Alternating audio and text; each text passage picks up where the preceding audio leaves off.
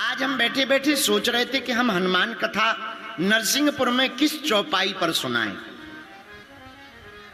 बहुत देर सोचने के बाद परम पूज्य महाराज जी हनुमान चालीसा की एक चौपाई हमको याद आई। हमने सोचा वर्तमान से सतयुग तक की यात्रा अगर करनी हो तो कौन सी चौपाई अद्भुत होगी। तब तक गुरु प्रेरणा अनुसार हमें एक चौपाई बड़ी प्यारी लगी। इस चौपाई पर हम पहले एक बार बोल चुके हैं, लेकिन इस बार थोड़ा अलग तरीके से इस चौपाई को देखने की कोशिश की है। आगे गुरुदेव का प्रसाद होगा।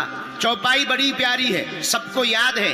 इसी चौपाई पर 5 दिन तक कथा गाएंगे और चौपाई बड़ी अद्भुत। कौन सी?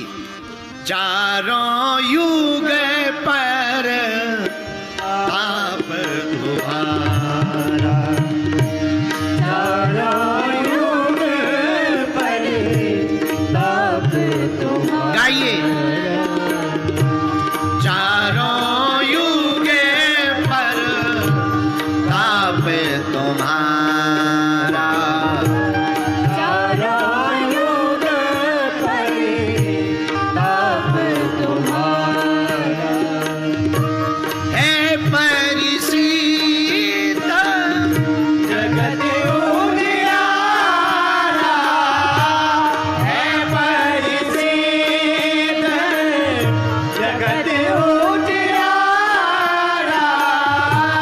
है परिसीत जगत उजियारा, है परिसीत जगत उजियारा। श्री राम जय राम,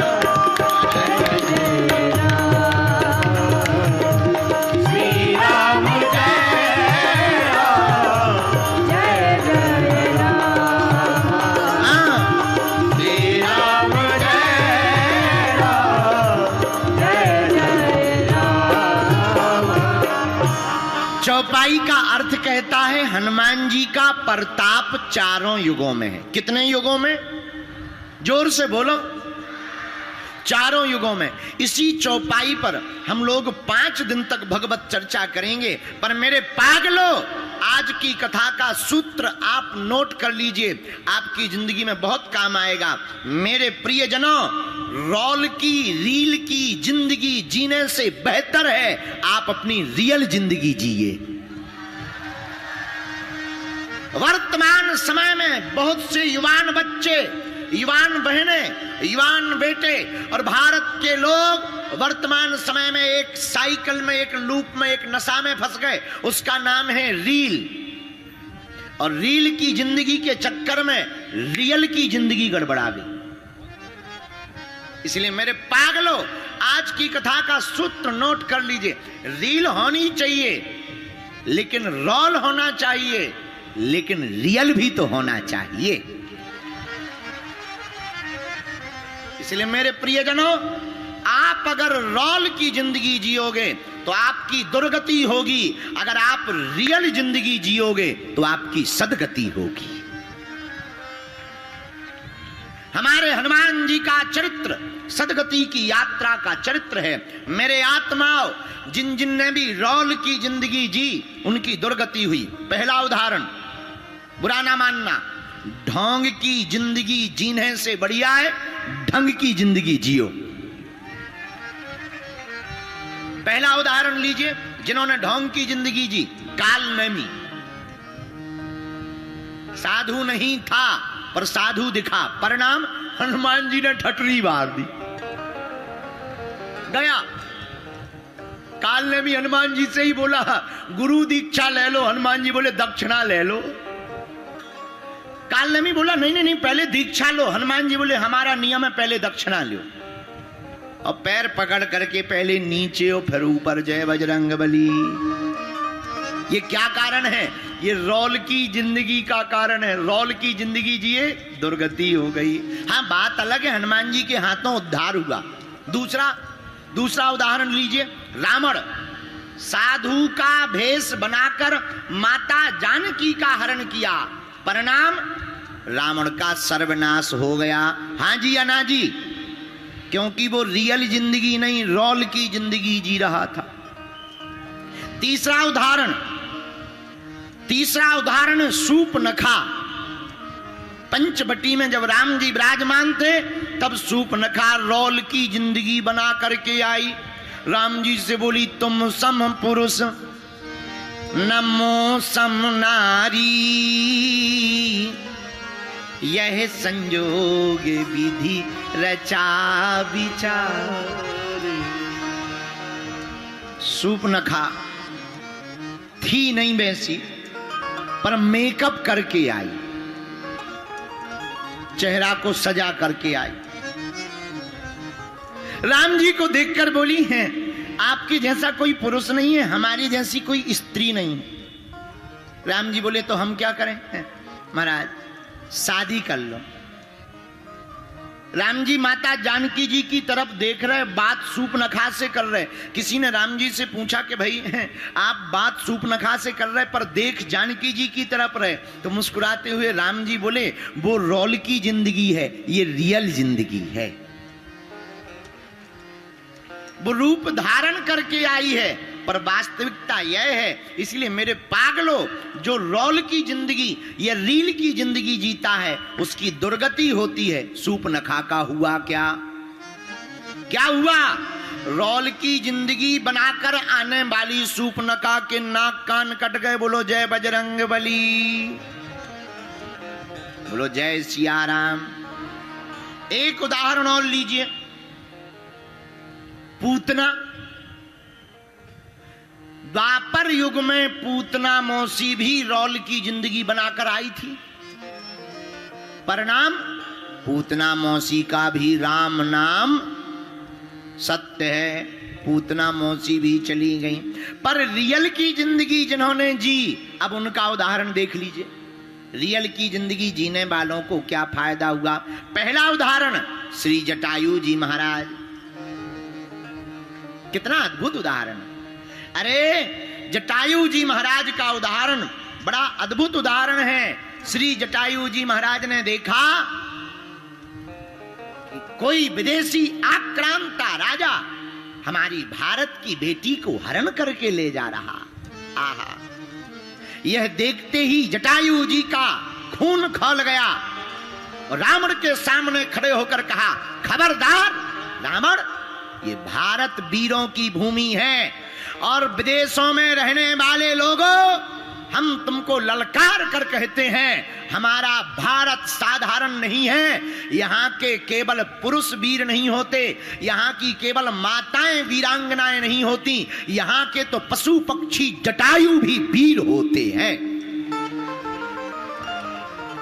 जटायु जी ने रास्ता रोक दिया रावण का। रावण हतप्रभ रह गया। क्यों? क्योंकि जटायु जी का जीवन रोल का जीवन नहीं है, रियल का जीवन है। और रियल के जीवन के कारण इतने बड़े विदेशी राजा, पावरफुल राजा रावण को भी ठिकाने लगाने का काम श्री जटायु जी ने किया। वो बात अलग है कि रावण ने छल करके जटायु जी के पंखों को काट दिया। बोलो जय सिया राम। लेकिन रावण, एक बात सुनो, तुमने पंख जरूर जटायु जी के काटे, तुमने पत्थरों को खिलाया, जटायु जी गिर गए, लेकिन रावण, जो लाभ दुनिया में किसी को प्राप्त नहीं हुआ वह लाभ जटायु जी को प्राप्त हुआ।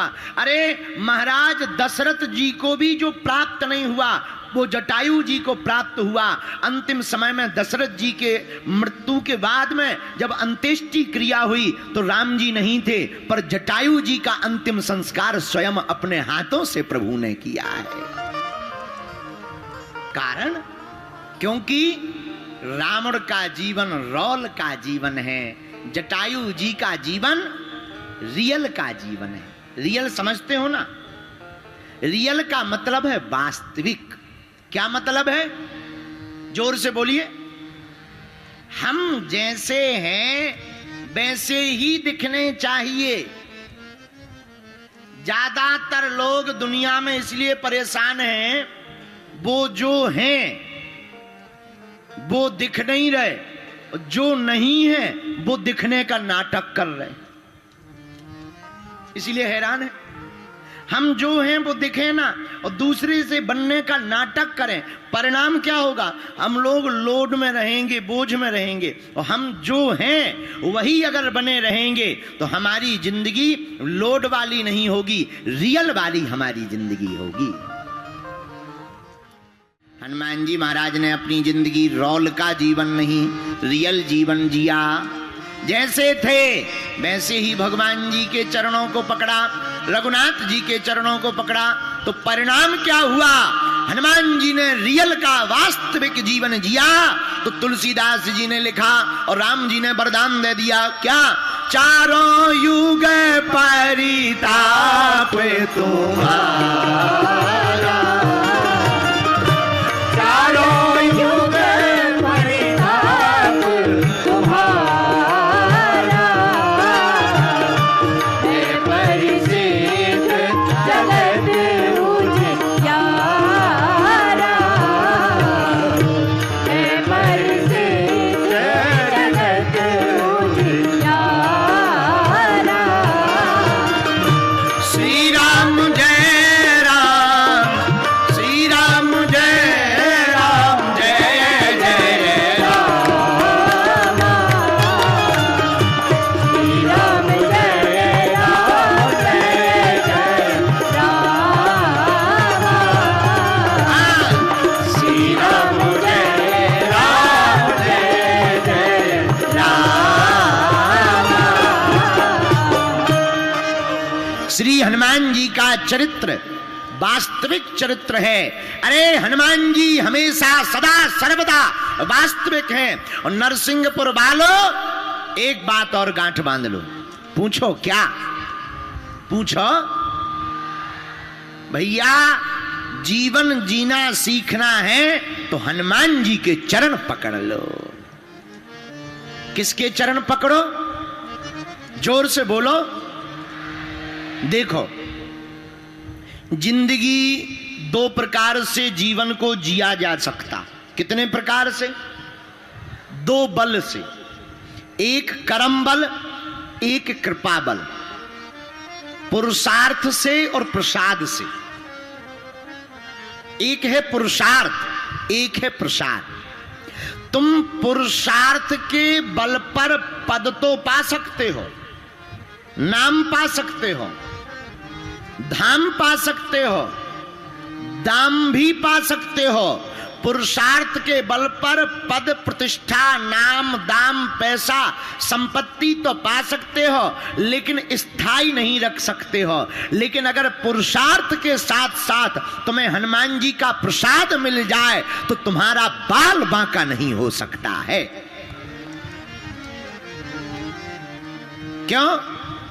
क्योंकि हनुमान जी का एक और काम है, तुम रक्षक काहू को डरना, तुम रक्षक काहू को डरना, तुम रक्षक काहू को डरना, तुम रक्षक काहू को डरना, तुम रक्षक काहू को डरना, तुम रक्षक काहू को डरना, तुम रक्षक काहू को डरना, तुम रक्षक काहू को डरना।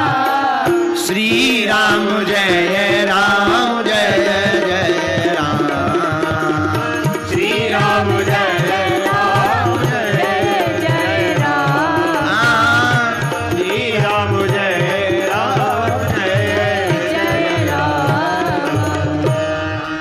अगर हनुमान जी रक्षक हो जाएं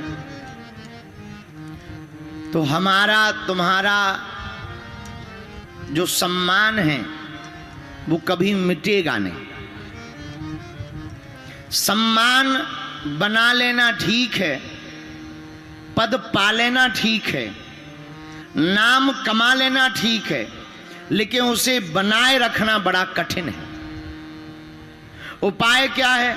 पुरुषार्थ के बल पर कमा सकते हो, पर रक्षा पुरुषार्थ के बल पर नहीं हो सकती है। वो तो कृपा के बल पर ही हो सकती है, प्रसाद के बल पर ही हो सकती है। इसलिए भारत के लोगों, एक बात तुम गांठ में बांध लो, हमें पुरुषार्थ भी करना है और प्रभु का प्रसाद भी पाना है। हमें कर्म भी करना है और कृपा को भी पाना है। क्यों? क्योंकि जो हमने कर्म करके पाया है वो सुरक्षित रहे, वो गुरु कृपा से ही संभव। ऐसे समझो, हमने बहुत से लोग उदाहरण में देखे, बड़े बड़े पद पे पहुंच गए लेकिन 5-6 साल में ही नीचे आ गए। हमने बड़े बड़े नेता देखे, अभिनेता देखे, अरे बड़े बड़े नाम देखे, एक एक रात में 1 नाइट स्टार बन गए। धूम मच गई, जगह तगह एकदम होर्डिंग बैनर, जहां देखो वहां एकदम ऐसे उंगलियां करत घूम रहे, खूब ऐसे ऐसे। लेकिन अगर प्रसाद नहीं है, कृपा नहीं है, तो ये बल टिकेगा नहीं। उपाय क्या है?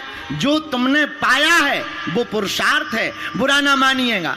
हमें जो मिला वो तेरी मेहरबानी है, हमें जो प्राप्त हुआ वो तेरी मेहरबानी है। अगर ये भाव अंदर बैठ जाएगा तो तुम्हें जो मिलेगा वो दुनिया में कभी कोई छीन नहीं पाएगा। देखो, आध्यात्मिक आदमी जो होगा उसको 5 फायदे जरूर मिलेंगे। कितने फायदे मिलेंगे? जोर से तो बोलो। क्या बात है, तुम लोग भूखे आए हो क्या? ऐसे दिख रहा है जैसे किसी ने लट्ठे से पीटा हो। नरसिंहपुर वाले ऐसे थे तो नहीं, बदल गए क्या? अच्छा तो सुनो ध्यान से, अध्यात्मिक होने के कितने फायदे हैं? अरे बोलो। अच्छा तो बताओ कौन कौन से, बताओ बताओ। दांत निकाल ले खींचा। लोगों के भी अद्भुत मजे हैं, सुनने वालों के। कुछ नहीं करना, आके सबसे आगे बैठ जाना, बाकी का काम गुरु जी का है। संगीत भी सुनाओ, थोड़ा बीच बीच में कथा भी सुनाओ, थोड़ा बीच बीच में ऊंची बात भी सुनाओ। क्या अद्भुत मजे हैं तुम लोगों। अच्छा कोई बात नहीं, अब बैठ गए हो, आध्यात्मिक 5 फायदे हम बता देते हैं। पहला फायदा, जो आध्यात्मिक होगा उसे पहला फायदा आत्मिक संतुष्टि का होगा। किसका होगा? आत्मिक संतुष्टि का। मन एकदम प्रसन्न रहेगा। जो आध्यात्मिक होता है वह संतुष्ट रहता है, क्योंकि उसे पता होता है कि जितना हमने किया है उतना मिल गया, बाकी कितनी भी खुपड़िया घुमा ले मिलने वाला नहीं। ये पहला फायदा। इसलिए आध्यात्मिक आदमी कहता जो प्राप्त है वही पर्याप्त है। आध्यात्मिक होने का दूसरा फायदा, तन और मन दोनों का रिपेयरिंग होता रहता, क्लीन होता रहता। मन भी साफ रहता, तन तो साफ रहती ही है। वर्तमान समय में लोगों के तन तो साफ रहते हैं, मन खराब रहते हैं। फोटो 2 प्रकार की होती है। बाहर की जो कैमरा से ली जाती है उसको फोटो कहते हैं, एक भीतर की होती है एक्सरे फोटो। बाहर वाली में भीतर का पता नहीं लगता, लेकिन भीतर वाले में पता लग जाता है कि कितने खोखले हो। बोलो सीताराम। यही तो हनुमान जी ने रावण से कहा था। रावण के सामने हनुमान जी खड़े हुए, रावण बोले क्या बंदर? हनुमान जी बोले बोलो 10 कंदर। रावण बोला क्यों, तुम्हें डर नहीं लग रहा? हनुमान जी बोले हमें तो नहीं लग रहा, तुम्हें लग रहा? रावण बोला हमें क्यों डर लगेगा, हमारे सामने तो मौत भी ड्यूटी करती है। और रावण ने मृत्यु को हनुमान जी के बगल में खड़ा कर दिया। अब डरेंगे हनुमान जी? क्यों बंदर, देखा बगल में कौन है? हनुमान जी बोले देख लिया। कौन है? मौत है, मौत। डर नहीं लग रहा? हनुमान जी बोले हमें नहीं लग रहा है। क्यों? बोले मौत खड़ी हमारे बगल में है पर देख तुम्हें रही है। आओ, आओ, खड़ी हमारे बगल में पर देख तुम्हें रही है। तो रावण बोले हमारी तरफ क्यों देख रही? हनुमान जी बोले क्यों, बीपी हाई हो रहा है क्या? नहीं नहीं बताओ क्यों देख रही है? हनुमान जी बोले हमसे पूछ रही है कि अभी हमला करें कि बाद में। अरे तो हनुमान जी तुम्हें डर क्यों नहीं लगता, क्या बात है?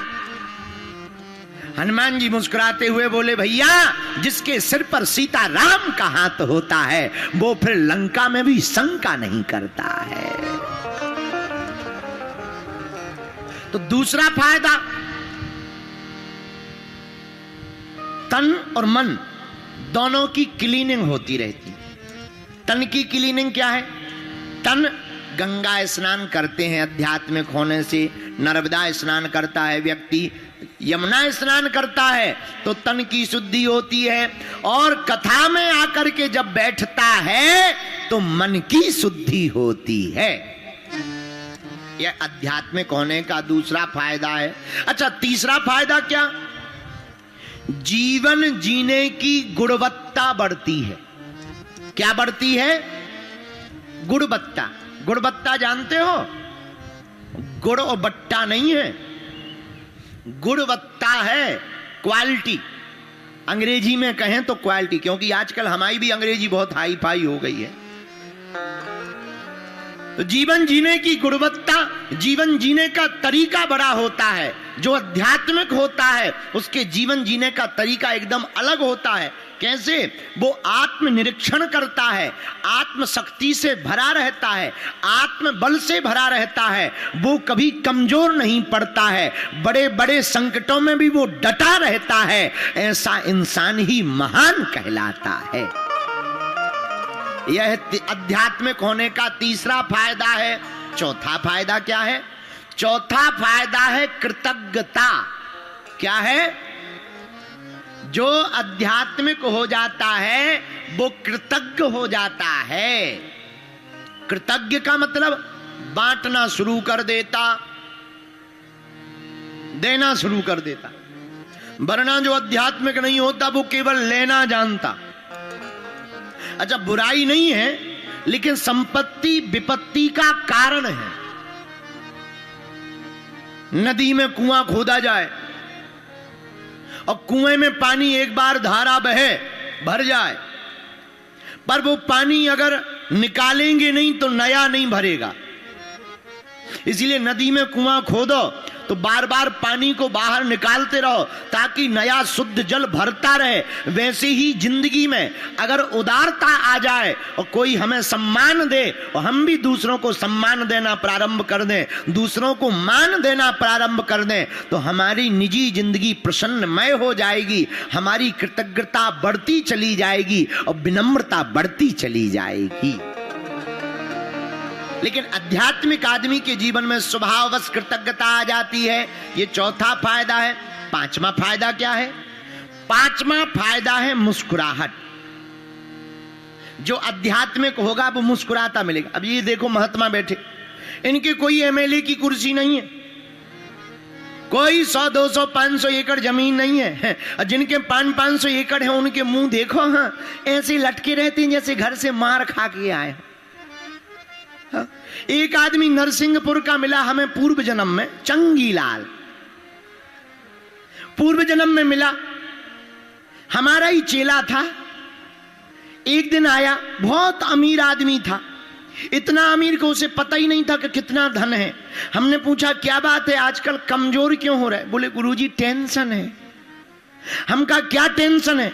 बोले मुनीम कह रहा था कि आपके पास इतनी संपत्ति हो गई है कि 9 पीढ़ियां बैठ के खा सकती। हमने कहा बहुत अच्छी बात है, इतनी संपत्ति हो गई, भगवान की कृपा है, दान दो, धर्म कर्म करो, पुण्य करो, हमारी कथा करवाओ। नरसिंहपुर का आदमी ऐसा कहीं हो सकता? बोला गुरुजी हम ये कह रहे हैं दान पुण्य तो हम सब कर लेंगे बाद में, पर हमें टेंशन हो रही है। हमने कहा क्या टेंशन हो रही? बोले 9 पीढ़ी तो बैठ के खा लेगी, पर 10वीं का क्या होगा?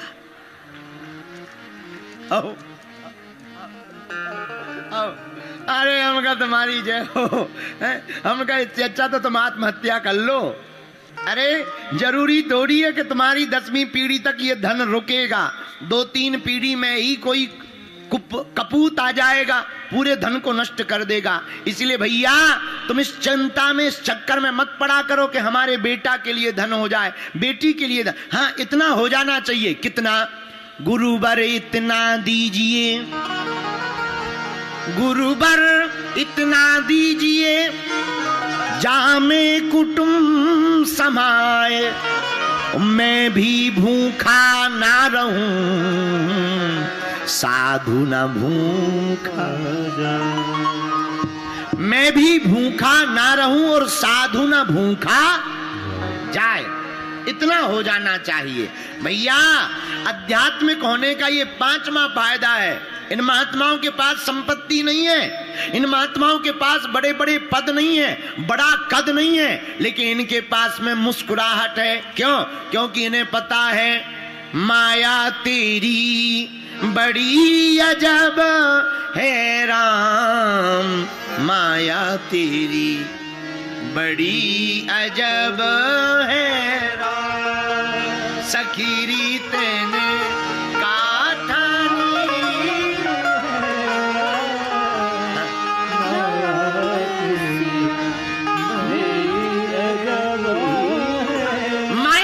बड़ी अजब है राम, बड़ी अजब है ये माया। एक महात्मा कछुआ को गुरु बनाए थे, कछुआ को।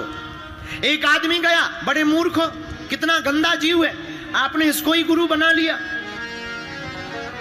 महात्मा बोले चुप रहो, गंदा मत बोलो, हमारा गुरु है। अरे कछुआ कहीं गुरु होता है? महात्मा बोले बहुत बढ़िया है। क्यों बढ़िया है? कछुआ का गुण है, कोई भी नजदीक जाता है वो आहट पाते ही अपने शरीर को सिकोड़ लेता। कोई कितना भी कोशिश करे, कोई कितनी भी प्रयास करे, उठावे पलटावे गिरावे, पर वो अपना तन बाहर नहीं निकालता। मेरे पागलों, हम लोगों का जीवन भी ऐसे ही कछुआ की तरह होना चाहिए। महात्मा बोले भैया जो कामनाओं को देखकर, वासनाओं को देखकर, भैया कीचड़ को देख करके अगर कोई इंसान अपने मन को भी अगर सिकोड़ करके बैठ जाए तो उसका कोई बाल बांका नहीं कर सकता है। अगर अपने आप पर बंधन इतना कर ले। इसलिए मेरे प्रिय जनों, हनुमान जी का चरित्र बड़ा अद्भुत है। हनुमान जी के चरित्र से तुम्हें कुछ सीखने को मिले या ना मिले, एक चीज जरूर जीवन में मिलेगी। हनुमान जी जहां भी रहे, जो भी करते रहे, उनसे पूछो भैया अरे हनुमान जी आपने बड़ा अद्भुत काम किया, लंका जला दी, जानकी जी का पता ले आए। हनुमान जी आंखों में आंसू भर के कहते हैं भैया ये हमारा प्रताप नहीं है, ये तो प्रभु का प्रताप है। किसका प्रताप है? जोर से बोलो, जोर से बोलो, किसका प्रताप है? प्रभु का। इसलिए नरसिंहपुर के पागलों इस बात को तुम नोट कर लो। हमें ये नहीं कहना कि ये हमारे बल पर हुआ है, हमें यह मानना ये प्रभु के बल पर हुआ है। और जो प्रभु के बल पर मान करके चलेगा उसी का हनुमान जी की तरह चारों युग पर चारों युग परिताप तुम्हारा, युग परिताप तुम्हारा, चारों युग परिताप तुम्हारा। है परिसीद जगत उजियारा, है परिसीद जगत उजियारा, है परिसीद जगत उजियारा, है परिसीद जगत उजियारा, है परिसीद जगत उजियारा, है परिसीद जगत उजियारा। श्री राम जय राम जय जय राम, श्री राम जय राम जय जय राम, श्री राम जय राम जय जय राम, हाँ। श्री राम जय राम जय जय राम। इसीलिए भैया हनुमान जी का चरित्र स्वीकार योग्य है कि श्री हनुमान जी महाराज रॉल की जिंदगी नहीं जीते। कौन सी जिंदगी जीते? रियल की। कौन सी? अरे बोलो तो। और हम लोग ज्यादातर रियल की नहीं, रील की जिंदगी जीते हैं। इसलिए हम लोगों का झंडा घर में भी नहीं लहराता। हम लोग रॉल की जिंदगी जीते, इसलिए हम लोगों का झंडा घर में भी नहीं लहराता, उल्टा डंडा और पड़ता। लेकिन हमारे बजरंगबली का लहर लहर लहराए रे। दोनों हाथ उठा करके पीछे वाले भी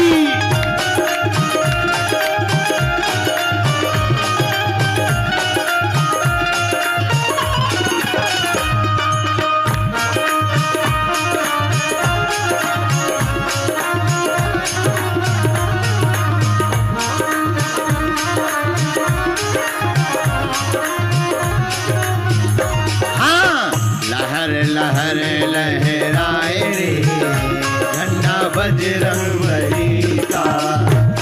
लहर लहराए रे, झंडा बजरंगबली का। बजरंगबली कहाँ बजरंगबली का, बजरंगबली का, बजरंगबली का।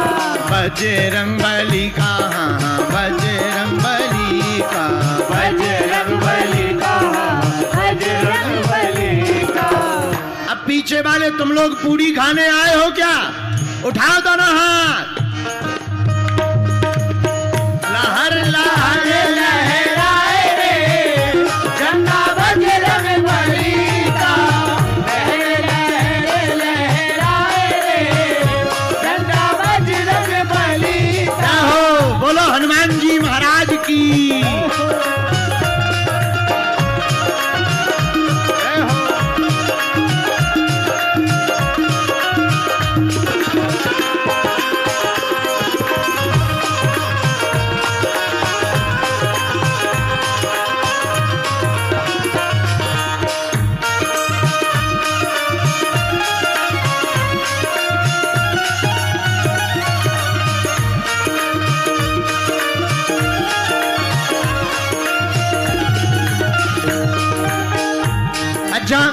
इस झंडे में गुण क्या है जो लहरा रहा? इस झंडे में क्या क्या गुण है? इस झंडे में क्या क्या गुण है? क्या क्या गुण है? बोलो क्या क्या गुण है? क्या क्या गुण है? बोलो क्या क्या गुण है? एक गुण मिला, कौन सा? ये तो सीता का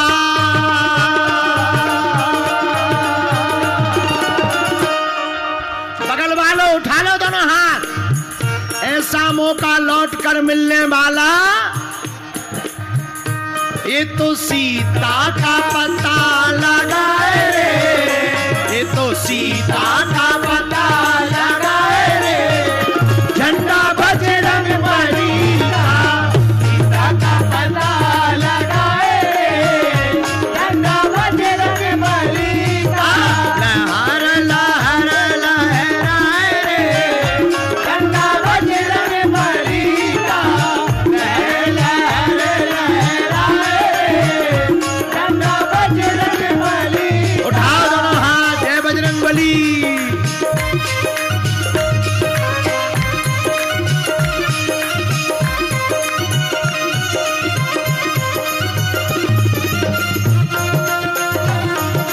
पीछे वाले दोनों हाथ उठाकर हरि बोल।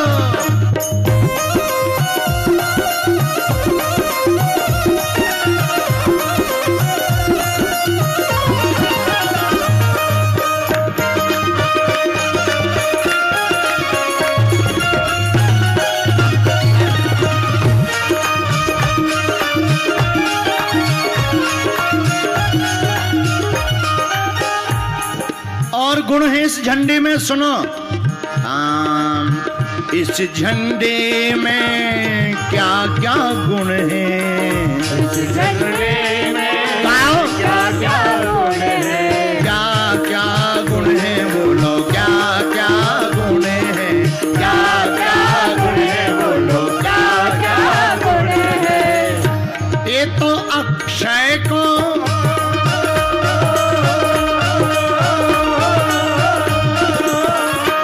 ये तो अक्षय को मार गिराए रे,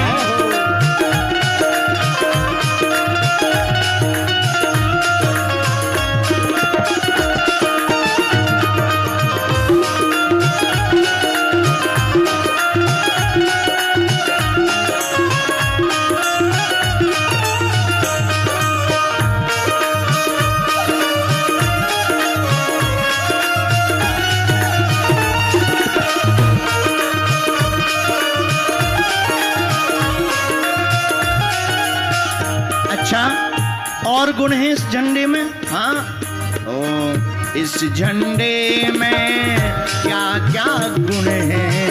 इस झंडे में क्या क्या गुण है? क्या क्या गुण है? बोलो क्या क्या गुण है?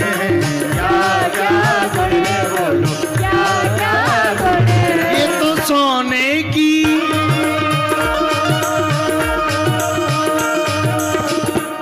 अब जो ताली नहीं बजाएगा अगले जन्म में उसकी शादी कैंसल हो जाएगी। फिर तुम हमारे पास आके अर्जी मत लगाना। हाँ, इसलिए उठाओ ऐसे हाथ।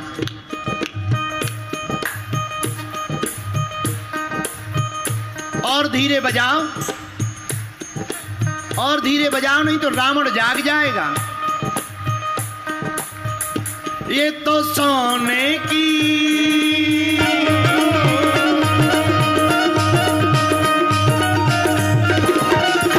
ये तो सोने की लंका जलाए रे झंडा बजरंग बली का।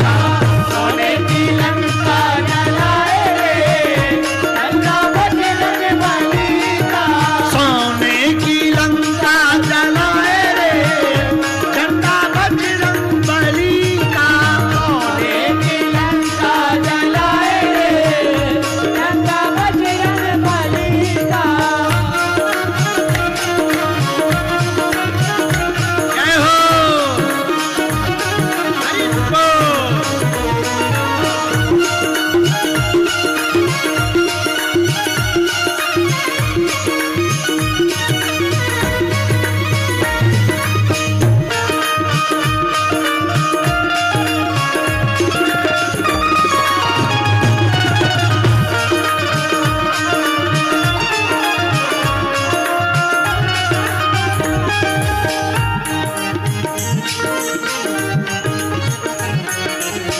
इस झंडे में क्या क्या गुण हैं? इस झंडे में क्या क्या गुण है? क्या क्या गुण हैं? हाँ, क्या क्या गुण हैं? क्या क्या गुण हैं? क्या क्या गुण है? और इस झंडे में क्या गुण हैं भैया? ये तो लक्ष्मण के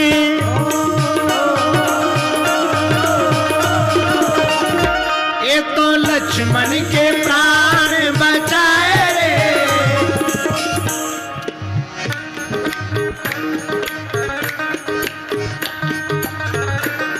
बगल वालों, अरे पागलो,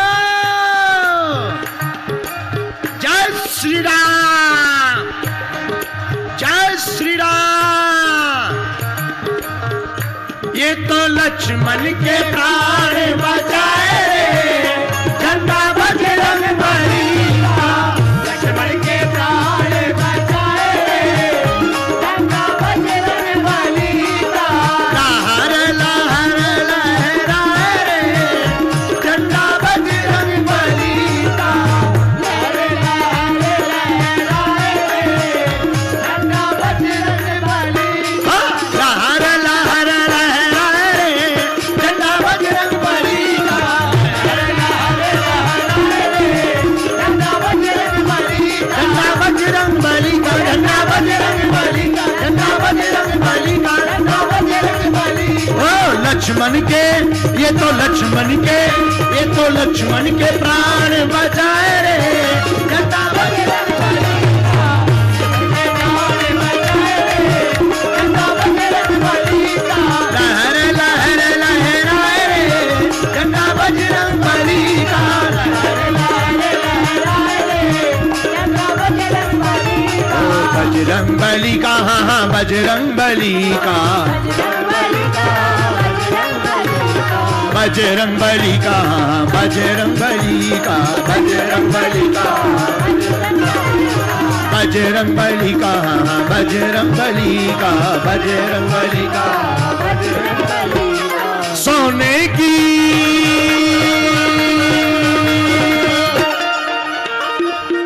ये तो सोने की लंका जलाए रे। ये तो सोने की, ये तो सोने की, ये तो सोने की, ये तो सोने की ये तो सोने की। देखो भैया, अपने बजरंग बली दुनिया के पहले ऐसे आदमी हैं जिन्होंने विदेश यात्रा की बिना वीजा पासपोर्ट की।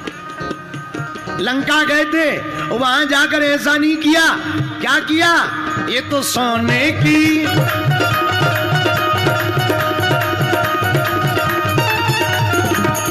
ये तो सोने की लंका जला